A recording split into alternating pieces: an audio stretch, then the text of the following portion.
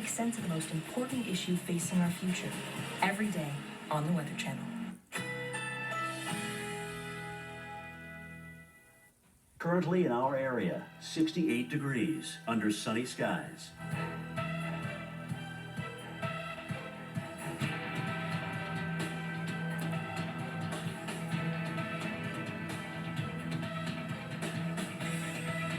This afternoon, sunshine and clouds mixed. High 68. Winds northwest at 5 to 10 miles per hour. Tonight, partly cloudy skies. Low 49. Winds north at 5 to 10 miles per hour. Thursday, mostly sunny skies. High 68. Winds north-northeast at 10 to 15 miles per hour. Here's our 7-day outlook.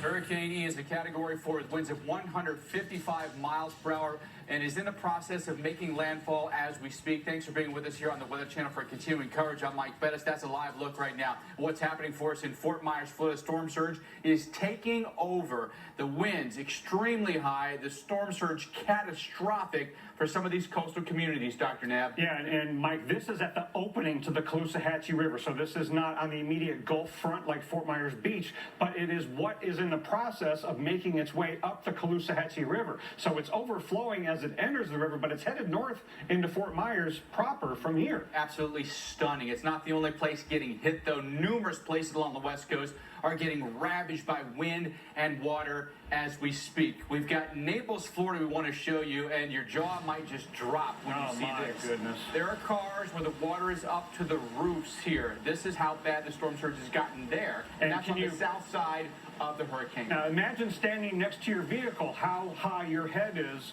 relative to the top of a van or an SUV. You'd be mostly in water, and that water is moving. And Mike, there will be debris and all kinds of objects in that. And then Fort Myers Beach has taken the brunt of this catastrophic hurricane. Essentially, Mike, what I would consider the worst case hurricane scenario for Fort Myers Beach. You really can't. The visibility is so poor right now because of how high the winds are. Now we go to Venice Beach, North right? Eye Wall. Now this is the North Eye Wall. The water is actually going parallel to the beach or going out. But there is a building at the end of that pier that you can barely see, Dr. Nab. Yeah, and so they're really taking the strength of that northern eye wall. Now, as bad as this looks, and it is horrible, it is not the strongest part of the hurricane. That would be on the east side. That's stunning to think, but that's not the strongest part right there. Let's get you to the teeth of it. Our Jim Cantori in Punta Gorda right now. Jim, the storm is really maximizing as we speak. That eye wall is ferocious. Yeah, we're in it, man. Big time. And, you know, you kind of look around a little bit, Mike. You look at the damage, but sometimes you can't see it because the visibility's so low. That was the wrong thing to do, turn into the wind. But I wanted to show you the tree that's across the way there. It's just kind of laying over. There's obviously a lot of debris and whatnot. I have not seen any big chunks of roofing or things like that yet, but that doesn't mean there aren't any out there.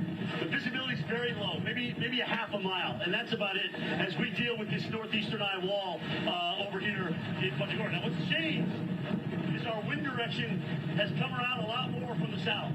All right, so we're southeasterly still with the component of the wind. That's pushing all that water on the other side of Charlotte Harbor. When we get into that eye, and then eventually the backside of it, all that water on the western side of the harbor is coming this way. So if you remember that story as a kid of the 5 Chinese brothers where they were warning the brother not to get out of the water, well, we can make an absolute analogy with that because the water came back up when he was caught out there. So don't get caught out in areas that don't have a lot of water now. It's because the wind is holding it on the other side of the bay, okay? That's going to change. It's going to change big time when we get on the other side of that eye. So just be forewarned right now. I can't tell if we don't have power or not, but I can tell you one thing. There are no street lights on anymore that I can see. There's not, even the signal lights aren't working. I see a lot of flashing going on. But that's what I'm looking at here, guys. Oh. Just give me a second here.